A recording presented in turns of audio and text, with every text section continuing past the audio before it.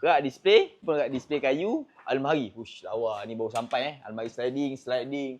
Ni sliding baru sampai ni. Kat kasut baru sampai. Yang ni baru sampai dah sold. Yang ni kita ada almari 4 pintu, almari 2 pintu. Yang ni baru sampai dah sold. Ni tadi mangsa banjir, beli tapi kita dah bagi diskaun kat dia. Yang ni pun baru sampai. Banyaklah macam-macam ada. Nak sebut satu-satu, korang tengok je lah apa yang korang nak. Korang datang. Kat sini kita ada kapet. Kapet macam-macam ada. Kecil, besar ada. Nak raya ni, korang sempat lagi beli, korang basuh, baru pakai raya. Okey, dekat sini kita ada meja TV. Meja TV kayu. Banyak ni. Besar ada, kecil ada. Ni baru sampai. Dekat sini kita ada mainan rak TV. Bahagian sini kita ada barang-barang kecil macam rice cooker. Yang ni tempat air. Yang ni urut kaki. Kat atas ni kita ada pagar macam-macam ada lagi. Yang ni doa. Doa kayu ada, sereka pun ada. Hari raya pun kita ada. Doa macam-macam ada. Kecil ada, besar ada. Ni almari kayu. Kat sini kita ada radio. TV pun masih banyak lagi. Radio kecil, besar ada.